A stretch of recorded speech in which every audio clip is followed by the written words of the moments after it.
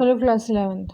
आज हम बात करेंगे अपने बिल्कुल न्यू चैप्टर किंगडम प्लांटी की कि किंगडम प्लांटी होता क्या है, कि कौन कौन से प्लांट्स इसके अंदर आते हैं, किस किस तरीके से इसका बाइफर्केशन किया गया है। इससे पहले हमने किंगडम मोनेरा, किंगडम फंजाई और किंगडम प्रोटिस्टा कंप्लीट कर चुके हैं बायोलॉजिकल क्लासिफिकेशन में। आज हम बात करेंगे किंगडम प्लांटी की, जिसके बारे में हम कुछ कैरेक्टरिस्टिक्स अपने बायोलॉजिकल क्लासिफिकेशन के अंदर भी पढ़कर आए हैं। So let's start.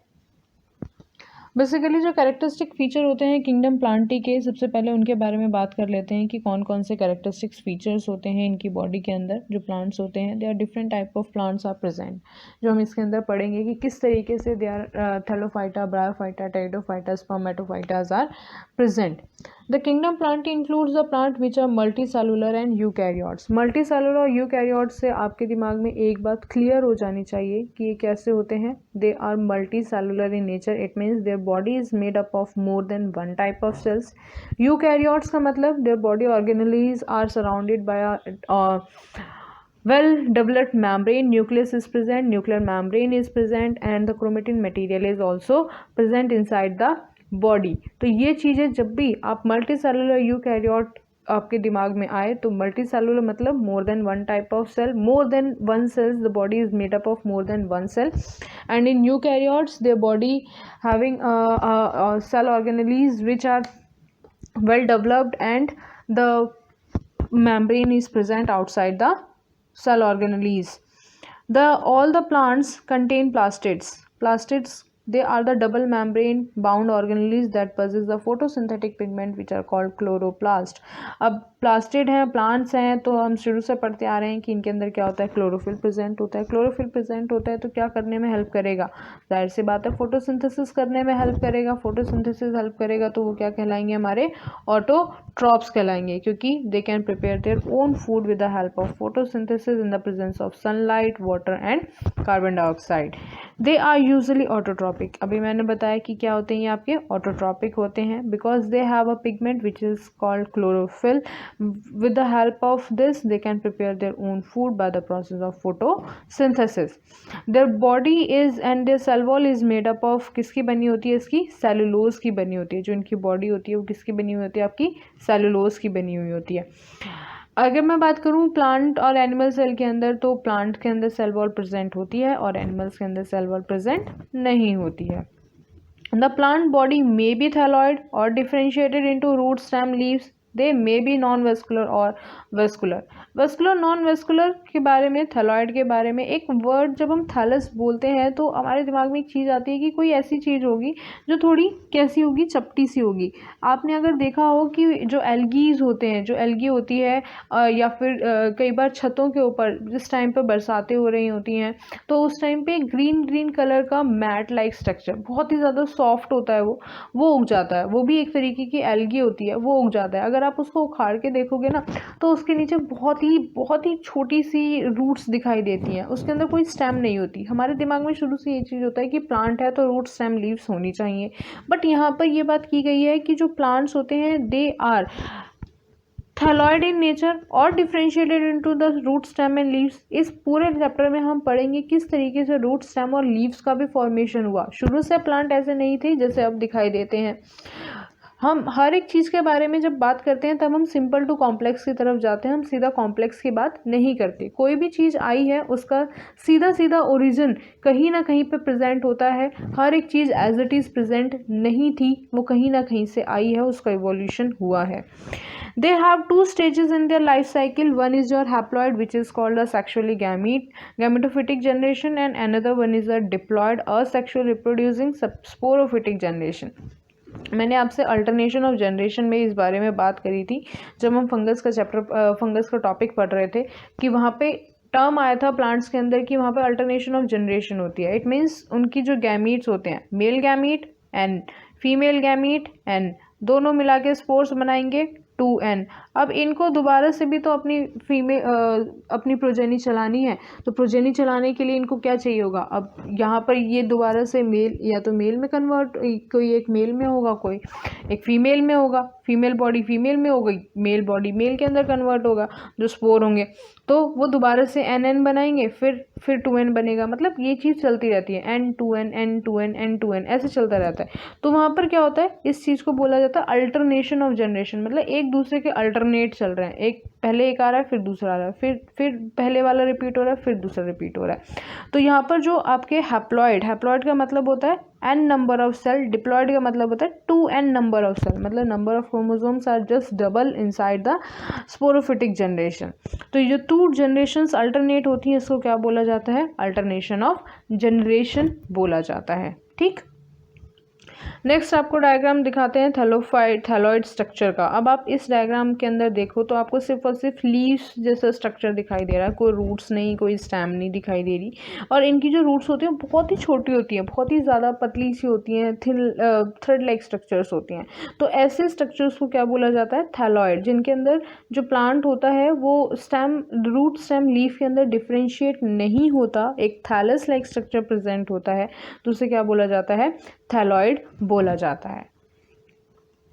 नेक्स्ट है अल्टरनेशन ऑफ जनरेशन, जो अभी हम बात कर रहे थे कि किस तरीके से अल्टरनेशन ऑफ जनरेशन होती है, मतलब क्या दिखाई देता है वहाँ पर अल्टरनेशन ऑफ जनरेशन के अंदर।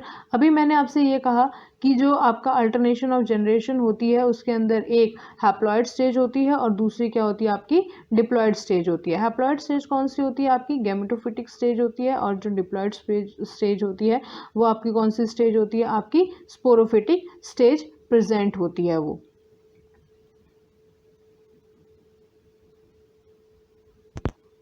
नेक्स्ट बात करते हैं क्लासिफिकेशन विद एंजियोस्पर्म्स की। इसमें देखो जो आपका स्पोरोफिटिक फेज है, ये वाला जो नीचे वाला फेज है, सबसे पहले क्या बने, मेल गैमीट और फीमेल गैमीट। अभी जो मेल और फीमेल गैमीट हैं वो क्या करेंगे, आपस में आके क्या करेंगे, फर्टिलाइज करेंगे, फ्यूजन होगा, जायगोट बनेगा जो कि 2n इन नंबर होगा, और ये वाले क्या होंगे, n इन नंबर होंगे, ये भी n इन नंबर होगा। तो यहाँ पर ये दोबारा से 2n बनाएगा, स्पोरोफिटिक 2n जनरेशन हो जाएगी। फिर इसके अंदर से दोबारा से क्या हो जाएगी, मियोसिस हो जाएगी। मियोसिस का मतलब होता है the number of chromosome become half, number of chromosome क्या हो जाते हैं, n नंबर में कन्वर्ट हो जाते हैं। जैसे यहाँ पे 2n था तो ये अब किस में कन्वर्ट हो जाएगा, n में कन्वर्ट हो जाएगा। तो यहाँ पर क्या बन गए, हमारे 4 स्पोर्स बन गए। फिर उनके अंदर माइटोसिस होगा, मतलब वो आपस में क्या करेंगे, गैमीट्स बनाएंगे। गैमीट के बाद फिर क्या बनेगा, आपका जायगोट बनेगा, जैसे उनका फ्यूजन होगा। तो इस तरीके से क्या होता है कि ये चीज़ चलती रहती है। तो इसे क्या बोलते हैं हम, अल्टरनेशन ऑफ जनरेशन बोलते हैं। नेक्स्ट बात करते हैं क्लासिफिकेशन विद इन एंजियोस्पर्म्स की, कि किस तरीके से एंजियोस्पर्म्स के अंदर क्लासिफिकेशन होता है। They are different type of, जब हम बात करते हैं एंजियोस्पर्म्स की तो हम वहाँ पर बात करते हैं किसकी, फ्लावरिंग प्लांट्स की, ना कि नॉन फ्लावरिंग प्लांट्स की। तो जो हमारे फ्लावरिंग प्लांट्स होते हैं, basically the plants are divided into two main category, cryptogams and phanerogams, the plants with seed and the plant without seeds, उसके बारे में भी देखेंगे। क्लासिफिकेशन विद इन एंजियोस्पर्म, जब इसमें सबसे पहले उन्होंने बात की है किसकी, आर्टिफिशियल सिस्टम ऑफ क्लासिफिकेशन की। अगर आपके दिमाग में आ रहा हो तो हम ऑलरेडी क्लासिफिकेशन ऑफ सिस्टम के बारे में, बायोलॉजिकल क्लासिफिकेशन में आर्टिफिशियल सिस्टम के बारे में हमने पढ़ा था, जिन्होंने बात करी थी कि उन्होंने सिर्फ और सिर्फ बाहर के वेजिटेटिव कैरेक्टर्स की बात करी थी, सेक्सुअल कैरेक्टर्स की बात करी थी, इंटरनल कैरेक्टर्स की बात ही नहीं करी थी। तो इट वॉज गिवन बाय लाइनियस, जो किन्होंने दिया था, लाइनियस ने दिया था। It is based mainly on the vegetative character and androecium characters. Androecium होता है आपका मेल कैरेक्टर, gynoecium होते हैं आपके फीमेल कैरेक्टर। इससे याद रखना, G for girl, G for gynoecium and it is a female character and इसके रेस्ट क्या बच जाता है, आपका androecium बच जाता है which is a male character. तो इन्होंने सिर्फ और सिर्फ वेजिटेटिव कैरेक्टर लाइक रूट कैसी है, स्टेम कैसी है, लीव्स कैसी हैं, फ्रूट्स कैसे आ रहे हैं, फ्लावर्स कैसे आ रहे हैं, मतलब सिर्फ बाहर के कैरेक्टर्स को देखा और क्या कर दिया, क्लासिफिकेशन कर दिया, जो कि बहुत ज़्यादा इनअप्रोप्रिएट था। क्योंकि जो बाहर के कैरेक्टर्स होते हैं उनको कभी भी इन्वायरमेंट चेंज कर सकती है। मान लो जो हम वायरस पढ़कर आए हैं उस वायरस के बारे में किसी ने स्टडी ही ना की हो पहले, क्योंकि वो तो बाद में स्टडी की गई।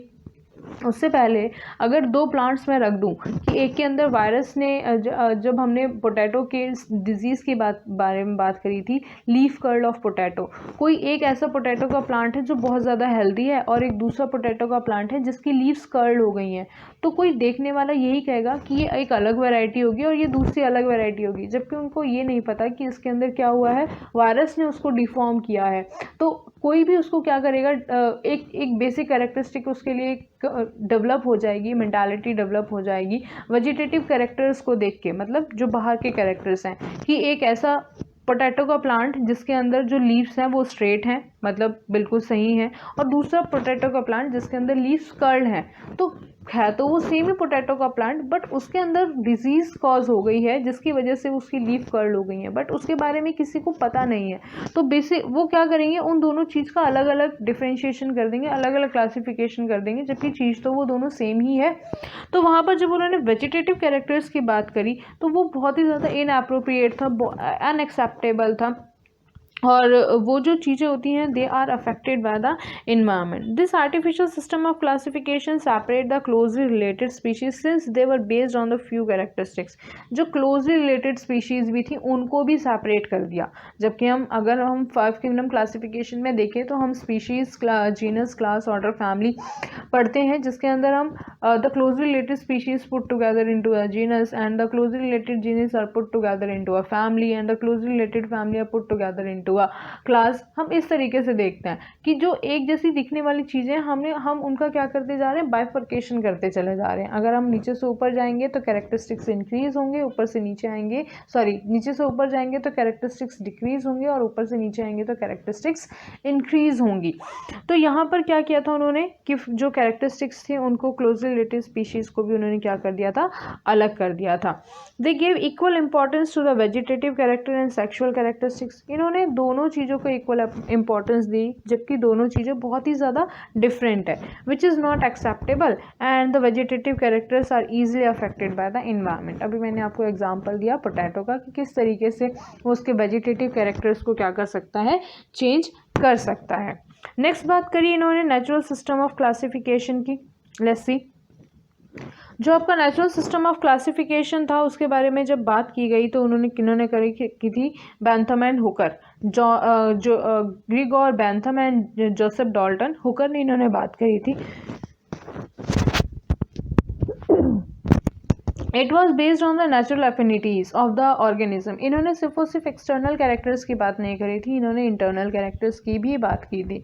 इन्होंने अल्ट्रा स्ट्रक्चर के बारे में बात करी थी, एनाटॉमी, एम्ब्रियोलॉजी और फाइटोकेमिस्ट्री के बारे में बात करी थी। फाइटो का मतलब होता है the kind of light which they used, and the plants the used, different type of chemicals they used.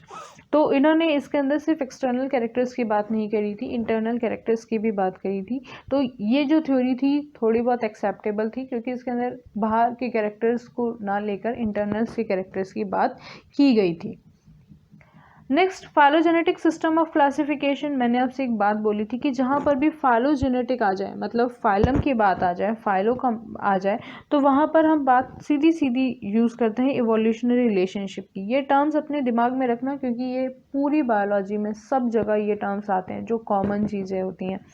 This is accepted system of classification as it is based on the evolutionary relationship between the organism. किसी भी चीज़ का, किसी भी organism का जो origin है वो कहीं ना कहीं प्रीवियस एंसेस्टर से जुड़ा हुआ है। अगर हम अपनी बात करें तो हम शुरू से ह्यूमन बीइंग नहीं थे। अगर आप इवोल्यूशन स्ट्रक्चर देखोगे मेल का, तो वो शुरू से ह्यूमंस का तो वो शुरू से ह्यूमन बीइंग नहीं थे। उनके जो फेस है समहाउ एप्स की तरह दिखाई देता है, गोरिल्ला की तरह दिखाई देता है। उनकी आइज़ फॉरहेड पर थी, बाद में धीरे धीरे उनके अंदर चेंजेस आने शुरू हुए। उन्होंने अपनी बॉडी के अंदर चेंजेस लाने शुरू किए, क्योंकि इन्वायरमेंट के अंदर चेंज आ रहा था। उन्हें अपनी नीड को सेटिस्फाई करना था। नीड को सेटिस्फाई करने के लिए उनके अंदर चेंजेस आने शुरू हुए। और ये चीज़ एक जनरेशन में नहीं होती, they take 1000 of years, 100 of years they take, evolution takes 1000 and 100 of years to create a change। कोई भी चीज़ एकदम से चेंज नहीं होती, उसे इवोल्यूशन नहीं बोल सकते, उसे म्यूटेशन बोलते हैं, जो एकदम से चीज़ चेंज होती है। इवोल्यूशन धीरे धीरे होता है और ये बहुत साल लेता है। तो जो ह्यूमन बीइंग थे वो शुरू से ऐसे नहीं थे, उनकी भी क्या थे, वो पहले कुछ और थे, उसके बाद उन्होंने अपने आप को डेवलप किया, तब वो जाके ह्यूमन बीइंग कहलाए। ऐसे ही प्लांट्स के अंदर अगर हम कोई भी चीज़ फाइलोजेनेटिक रिलेशनशिप के बारे में अगर मैं बात करती हूँ तो मैं इवोल्यूशनरी रिलेशनशिप के बारे में बात करूँगी, फाइलोजेनेटिक रिलेशनशिप के अंदर इवोल्यूशनरी रिलेशनशिप के बारे में ही बात की जाती है, क्योंकि किसी भी चीज़ का इवोल्यूशन एक पर्टिकुलर ओरिजिन से हुआ होगा, उसके कोई फोर फादर्स रहे होंगे, तो वो उनका कोई कॉमन एंसेस्टर रहा होगा, तभी तो वो वहाँ से डेवलप हुए हैं। और वो डेवलप हुए अपने अपने लाइन के अंदर, कि कोई भी, अब आप ये फॉर एग्जांपल कि एक फैमिली है, उसके अंदर उनके जो फादर्स हैं वो उसके अंदर थे, आर्मी के अंदर थे, बट जो उनकी जनरेशन है वो अलग अलग फील्ड में चली गई। मतलब एक डॉक्टर बन गया, एक इंजीनियर बन गया, एक पुलिस वाला बन गया। बनने को उनको शुरू से उनके फादर आर्मी में थे, तो उनको आर्मी में जाना चाहिए था ना, नहीं गए वो आर्मी में, उनका नहीं मन था, उनको नहीं लगा आर्मी उनके लिए, या फिर वो आर्मी के लिए बने हैं, तो उन्होंने अपनी अलग अलग फील्ड चूज़ कर ली। बट उनके एंसेस्टर फादर तो उनके एक ही हैं। आप ये देख के तो नहीं बोल सकते कि इसके फादर आर्मी में है तो बच्चे भी आर्मी में होने चाहिए, नहीं, ये कोई लॉजिक नहीं हुआ। तो यहाँ पर क्या हुआ कि this assumes that the organisms belonging to the same taxa they have common ancestor. जो सेम टैक्सा से बिलोंग कर रहे हैं उनके कहीं कॉमन एंसेस्टर रहे होंगे। आज जो वीट का प्लांट, हम जिस वीट के प्लांट से हमें वीट मिल रही है, ज़रूरी तो नहीं कि वो शुरू से ही मतलब ऐसी थी, उसके अंदर हाइब्रिड किया गया। हाइब्रिड भी तब किया गया जब वो ऑलरेडी प्रेजेंट था। आज जितने भी वीट के प्लांट बने हैं या फिर उनके अंदर हाइब्रिडाइजेशन हुई है, तो वो कहीं ना कहीं किसी ना किसी और प्लांट से लेके की गई है। जो किसी और प्लांट से लेके की गई है, इट मीन्स वो उसके एंसेस्टर हैं, तभी तो वो प्लांट डेवलप हुआ। अगर वो जीन ही प्रेजेंट नहीं होता तो हम डेवलप कहाँ से कर पाते। तो हम यहाँ पे यही चीज़ बोल रहे हैं कि जो ऑर्गेनिजम्स होते हैं जो सेम टैक्सा से होते हैं, उनके कहीं ना कहीं कॉमन एंसेस्टर्स ज़रूर होते हैं। इसे बोला जाता है फाइलोजेनेटिक सिस्टम ऑफ क्लासिफिकेशन और इवोल्यूशनरी रिलेशनशिप। नेक्स्ट अगर मैं बात करूँ न्यूमेरिकल टैक्सोनॉमी की, तो यहाँ पर एक वर्ड यूज़ हो रहा है न्यूमेरिकल। तो इसी से आपको समझ जाना चाहिए कि यहाँ पर किसकी बात हो रही होगी, नंबर्स की बात हो रही होगी। It is based on all the observable characteristics, numbers and codes are assigned to all the characters and that are then processed in this way. Each character is equal importance and at the same time 100 of characters can be considered and easily carrying out using computer. मैं किसी चीज़ को number दे दूँ, मान लो कि मैंने plant है, stem को 1 number दे दिया, रूट को 2 दे दिया, प्लांट्स को लीव्स को 3 दे दिया। लीव्स के अंदर भी मैंने कंपाउंड लीव्स और सिंपल लीव्स को 4 और 5 दे दिया, पैरेलल विनेशन को, रेटिकुलेट विनेशन को अलग अलग नंबर दे दिए। मैं आपको कोई प्लांट दे दूं और आपसे ये कहूँ कि इसके ऊपर ये नंबर्स लिखे हुए हैं और मुझे इसके कैरेक्टरिस्टिक्स बताओ। अगर मैं आपको वो कैरेक्टरिस्टिक वाला चार्ट दे दूं जिसके ऊपर मैंने एक नंबर जिसको दिया है, आपके पास वो सारे कैरेक्टरिस्टिक्स हैं, तो आप इजीली बता सकते हो। और उस चीज़ को इजीली नोट डाउन करना भी आसान है। किसी चीज़ को लिखना कि वो उसका जो प्लांट है, they have parallel विनेशन, reticulate विनेशन, they have a compound leaves, they have a simple leaves, वो चीज़ को लिखने से बेटर है कि मैं उसको नंबर दे दूँ। उस चीज़ से मेरी जो स्पेस है वो भी बच जाएगा। मैं उस चीज़ को ईजिली कंप्यूटर के अंदर भी स्टोर करके रख सकती हूँ और काफ़ी टाइम तक स्टोर करके रख सकती हूँ। मैं उसे किसी एक छोटी सी चीज़ के अंदर भी, एक छोटे से पेपर के ऊपर भी नोट डाउन करके रख सकती हूँ, क्योंकि मुझे वहाँ पे नंबर लिखना है, मुझे पूरे पूरे कैरेक्टरिस्टिक्स नहीं लिखने। मेरे पास ऑलरेडी कैरेक्टरिस्टिक्स वाला चार्ट है। तो अगर कोई मुझे ये कहेगा कि भाई ये प्लांट्स के ऊपर जो इसका कोड है वो 231 है, तो मैं देखूंगी कि 231 कौन कौन से कैरेक्टर्स को शो कर रहा है, तो मैं बता दूंगी हाँ भाई जो 2 कैरेक्टर है वो क्या है, कंपाउंड लीव्स का है। और जो 3 कैरेक्टर है इट मीन्स उसके पास रूट्स भी प्रेजेंट हैं। और जो 231 की बात मैं कर रही थी, तो जो 1 जो है वो किसी भी कैरेक्टर से, मान लो कि उसके अंदर रेटिकुलेट विनेशन की बात की गई है तो वो रेटिकुलेट विनेशन है। इस तरीके से मैंने उनको बता दिया कि ये इस तरीके से इनके कोड दिए हुए हैं और इस तरीके का इनका कैरेक्टरिस्टिक्स है। इसे बोलते हैं न्यूमेरिकल टैक्सोनॉमी, कि हम किसी भी चीज़ को नंबर दे दें और उसको ईजिली हम एक साथ कई सारे डाटास को इंटरप्रेट कर सकते हैं, मतलब उनको देख सकते हैं। नेक्स्ट बात करते हैं साइटोटैक्सोनॉमी की। क्या होता है साइटोटैक्सोनॉमी? साइटो का मतलब होता है नंबर ऑफ क्रोमोसोम्स, मतलब जहाँ पर हम बात करते हैं साइटोलॉजी की, वहाँ पर बात करते हैं हम क्रोमोसोम्स नंबर की। इट मीन्स क्रोमोसोम नंबर कितने हैं, कैसा बिहेवियर है उनका। तो साइटोटैक्सोनॉमी का मतलब होता है cytology such as chromosome number, structure and behaviour. Chemotaxonomy का मतलब होता है, कीमो का मतलब होता है केमिकल्स, तो वहाँ पर हम किसकी बात करते हैं, केमिकल कॉन्स्टिट्यूएंट्स ऑफ प्लांट्स की। नेक्स्ट बात करते हैं, अब हम स्टार्ट करते हैं अपना किंगडम प्लांटी, कि किंगडम प्लांटी होता क्या है। जो आपका किंगडम प्लांटी होते हैं दे show a lot of diversity because they have divided into 4 parts. ये बहुत सारी डाइवर्सिटी शो करते हैं एंड दे आर सब डिवाइडेड इनटू अ 4 पार्ट। इनका बेसिकली डिवीजन होता है। हाँ, तो हमने देखा था कि प्लांट्स के लिए डिवीजन और एनिमल्स के लिए फाइलम यूज़ होता है, तो हम यहाँ पर डिवीजन यूज़ करेंगे। इनके there are 4 division: algae, bryophyta, pteridophyta and spermatophyta. The spermatophyta is further classified as gymnosperms and the angiosperms. This is a flow chart showing different type of divisions in plants. First is your plant kingdom, second cryptogamae. Cryptogams वो होते हैं they can not produce seeds, the plants which can not produce seeds. And phanerogams the plants which can produce seeds. इनके अंदर क्या होते हैं आपके Thallophyta, bryophyta, pteridophyta आते हैं। इनके अंदर जिम्नोस्पर्म एंड एंजियोस्पर्म्स प्रेजेंट होते हैं। इसके थैलोफाइटा के फर्दर एग्जांपल्स हैं आपके एल्गी, फंगस एंड लाइकेन्स। और angiosperms they are further divided into monocotyledons and dicotyledons. Monocot मतलब जिनके सिंगल सीडेड होते हैं, मतलब एक कॉट प्रेजेंट होता है लाइक योर व्हीट, राइस, आप उस चीज़ को 2 पार्ट में डिवाइड नहीं कर सकते। डाइकॉट जिनके अंदर 2 कॉटिलिडन्स प्रेजेंट होते हैं। अगर मैं बात करूँ जो आपका चना होता है, आप उसको 2 पार्ट में डिवाइड कर सकते हो ईजिली, क्योंकि उसके अंदर क्लीवेज प्रेजेंट होता है। तो ऐसी जो पल्सेस या ग्रेन्स होते हैं उनको क्या बोला जाता है, डाइकॉटिलिडन्स बोला जाता है। क्रिप्टोगैमी और फेनेरोगैमी की अगर मैं बात करूं कि क्रिप्टोगैमस क्या होते हैं और फेनेरोगैमस क्या।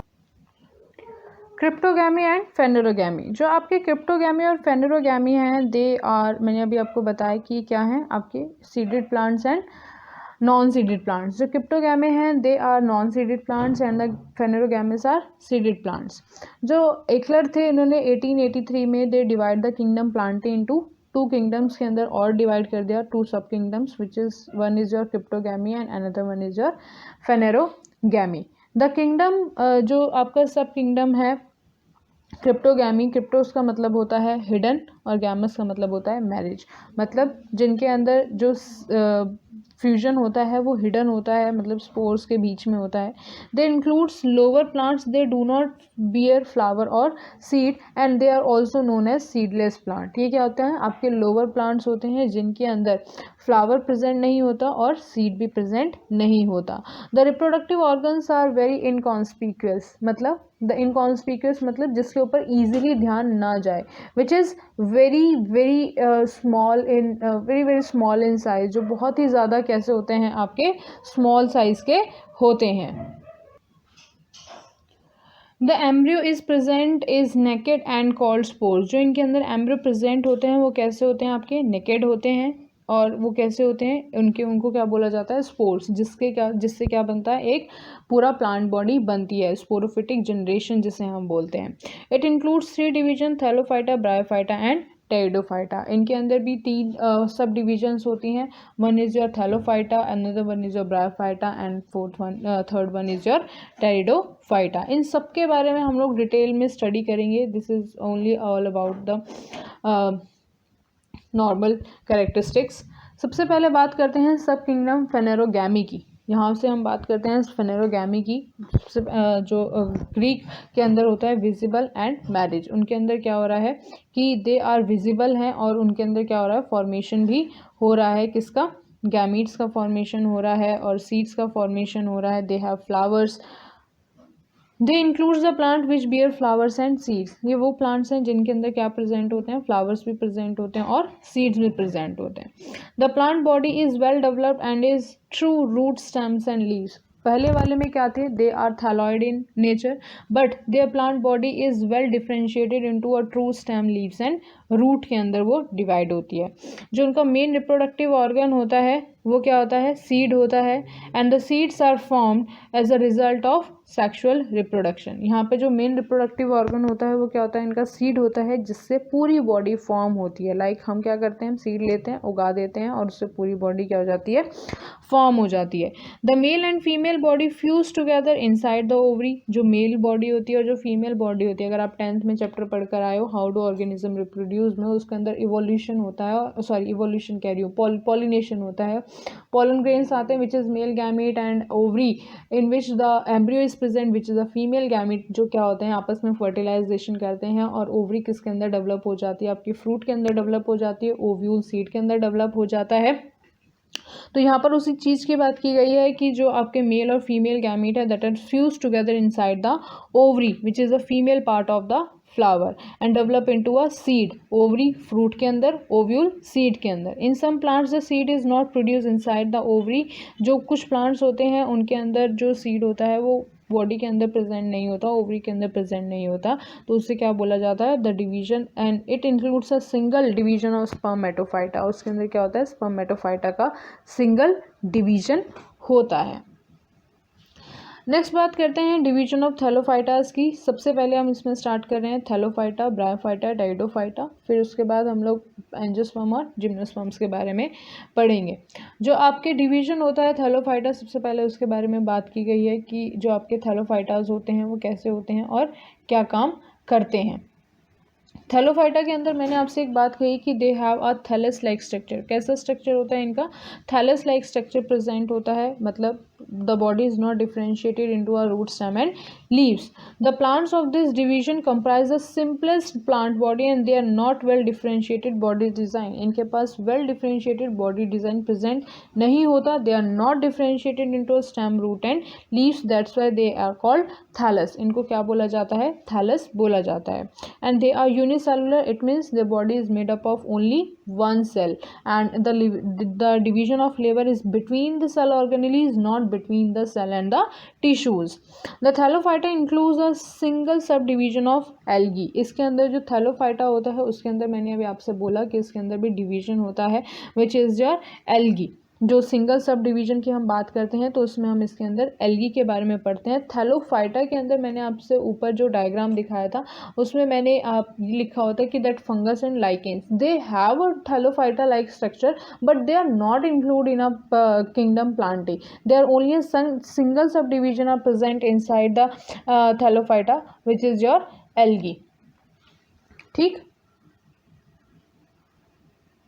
Next sub division of algae. अगर मैं सब डिवीजन करूं, अब एल्गी है, एल्गी का भी सब डिवीजन होगा, they are different type of algaes are present, तो उनके बारे में भी हम देख लेते हैं कि कौन कौन से एल्गीज वहाँ पे प्रेजेंट होती हैं। फर्स्ट बात करते हैं हैबिट और हैबिटेट की कि किस तरीके का हैबिट प्रेजेंट होता है एल्गीज का। The algae are largely aquatic in nature and they are present in fresh water और मरीन। दे कैसे होते हैं, ये एक्वेटिक होते हैं, फ्रेश वाटर होते हैं और मरीन हैबिटेट में मिलते हैं। जो कुछ मेंबर्स होते हैं एल्गी के, they are constitute with the fungus. मैंने आपसे बात कही थी कि जहाँ पे एल आए वहाँ पे लाइकेन और फंगस और एल्गी की जहाँ पे बात होती है वो क्या कहलाते हैं आपके लाइकेन्स। और जिन एनिमल्स के साथ कुछ फंगस रहते हैं वो ऑन स्लॉथ बियर तो ये क्या करते हैं, कुछ फंगस किसके अंदर रहते हैं, फ्रेश वाटर के अंदर रहते हैं, कुछ मरीन हैबिटेट के अंदर रहते हैं, कुछ फंगस के साथ एसोसिएशन करते हैं लाइक सिम्बायोसिस और कुछ एनिमल्स के ऊपर रहते हैं। जो कैरेक्टरिस्टिक फीचर होते हैं एल्गी के वो क्या कौन कौन से होते हैं, दे हैव क्लोरोफिल, अगर क्लोरोफिल है तो they can produce their own food, thalloid structure होता है और ऑटोट्रॉपिक हैं। The size of organism is microscopic, बहुत ज़्यादा छोटे होते हैं, you can see it under the compound microscope such as chlamydomonas to colonial form such as volvox and filamentous to form Eulothrix, Spirogyra.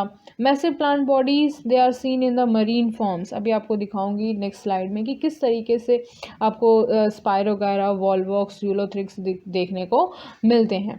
Their body is unicellular. जो Chlamydomonas होते हैं वो कैसे रहते हैं, सिंगल रहते हैं, कॉलोनी में नहीं रहते।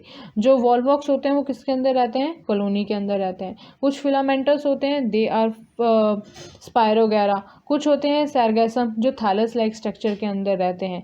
The algae are covered over by the mucilaginous covering which prevent them from the epiphytic growth and decaying effect of water. वो उसको क्या प्रोटेक्ट करती है, उसके ऊपर एक मिसलेजिनस कवरिंग होती है जो उसको एपिफाइटिक ग्रोथ और डिकेइंग इफेक्ट ऑफ वाटर से बचा के रखती है कि जिससे वो सड़ गल ना जाए, क्योंकि कोई भी चीज़ अगर वाटर में प्रेजेंट है तो जाहिर सी बात है उसके ऊपर उस वाटर का इफेक्ट पड़ेगा, वो चीज़ ख़राब हो सकती है। ये देखो, ये जो सबसे पहली डायग्राम इसके अंदर दिखाया हुआ है ये वाला, ये वाला, this is structure of algae, जो कि आप बहुत ज़्यादा कॉमन, जो रुका हुआ पानी होता है, फ्रेश वाटर होता है, उसके ऊपर आपको देखने को मिल जाता है। This is spores present in the chlamydomonas, ये क्या होता है आपका क्लेमाइडोमोनास होते हैं, they are the zoospores of the chlamydomonas and they are not present in the colonial form, they are unicellular in nature, only single cell. The next is your Volvox, ये किस में present है आपका colony के अंदर, देख रहे हो इसके अंदर बहुत सारी छोटी छोटी डॉटर कॉलोनीज आर प्रेजेंट, ये जितने भी छोटे छोटे डॉट्स हैं दे आर ऑल वॉलवॉक्स, ये कॉलोनी के फॉर्म में रहते हैं, तो इनको क्या बोलते हैं, कॉलोनियल फॉर्म बोलते हैं। This is your spirogyra and Ulothrix, जो होते हैं आपके spirogyra and Ulothrix. The spirogyra have a filamentous like structure, और ये यूलोथ्रिक्स है, और जो नीचे वाला है वो क्या है आपका sargassum, this is sargassum, spirogyra and ulothrix. कैसे दिखाई देते हैं ये, फिलामेंटस लाइक स्ट्रक्चर इनके ऊपर प्रेजेंट होते हैं। नेक्स्ट बात करते हैं इनके अंदर रिप्रोडक्शन की, कि किस तरीके का रिप्रोडक्शन इनके अंदर होता है, कैसे दिखाई देते हैं ये। जो इनके अंदर रिप्रोडक्शन होता है, they are vegetatively asexually and sexually, they can reproduce both by vegetative reproduction भी हो सकता है, असेक्सुअल रिप्रोडक्शन भी होता है उनके अंदर, और सेक्सुअल रिप्रोडक्शन भी होता है। जो वेजिटेटिव रिप्रोडक्शन होता है वो किसके थ्रू होता है, फ्रेगमेंटेशन, जो कि स्पायरोगैरा के अंदर बहुत ही कॉमन है। The each fragment develops into a thallus, हर एक फ्रेगमेंट अपने आप में थैलस में कन्वर्ट हो जाता है। नेक्स्ट है asexual reproduction, it takes place by the means of different kind of spores like zoospores, aplanospores and akinetes. जो मैंने अभी आपको क्लेमाइडोमोनास के स्पोर्स दिखाए, जिसके अंदर उनके अंदर क्या निकले हुए थे, दो स्ट्रक्चर निकले हुए थे। अब ये देखो, दो फ्लैजेला लाइक स्ट्रक्चर निकले हुए हैं स्पोर्स के अंदर, तो ये क्या होते हैं आपके जू स्पोर्स, क्योंकि इसकी हेल्प से क्या कर सकते हैं, मूव कर सकते हैं। ठीक,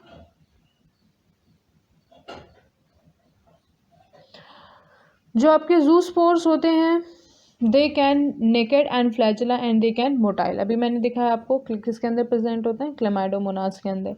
फिर बात करते हैं aplanospores, they are thin walled and non motile, किसके अंदर प्रेजेंट होते हैं, कोलेरा के अंदर प्रेजेंट होते हैं।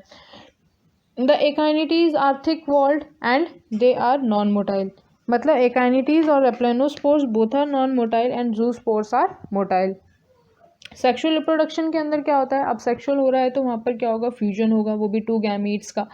दे fuse, if fusion gametes belong to a same thallus it is called homothallic, अगर वो सेम थैलस से बिलोंग कर रहे हैं तो वो क्या करेंगे, होमोथैलेमिक, अगर वो अलग अलग थैलस से बिलोंग कर रहे हैं तो वो क्या कहलाएंगे, heterothallic. There are different type of fusion of gametes from isogametes और heterogametes. I will show you the slide in which isogamy and anisogamy oogamy are present.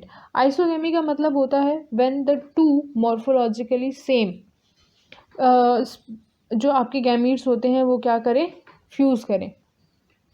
मैं सीधा आपको डायग्राम दिखाती हूँ, इससे ज़्यादा समझ आएगा। ये देखो, ये जो आपका सबसे पहला डायग्राम है, इसके अंदर क्या है, आपके जो गैमीट्स हैं बिल्कुल सेम है, आप मेल और फीमेल को पहचान नहीं सकते। आइसोगैमी डिफरेंट जीनोटाइप्स तो है, बट इनके जो फ्रेम है वो अलग अलग नहीं दिखाई दे रहा, सेम दिखाई दे रहा है, आप इन दोनों के अंदर से मेल और फीमेल को नहीं पहचान सकते। तो इसके अंदर क्या हो रहा है, जब दो morphologically and physiologically similar gametes का फ्यूजन होता है तो उसे क्या बोला जाता है, आइसोगैमीट्स। नेक्स्ट है आपका हेट्रोगैमीट, जिसे एन आइसोगैमी भी बोला जाता है। जो आपका ये वाले गैमीट्स हैं ये क्लेमाइडोमोनास में देखने को मिलते हैं आइसोगैमी, और स्पायरोगैरा के अंदर भी देखने को मिलते हैं, कुछ स्पीशीज़ के अंदर, सबके अंदर नहीं।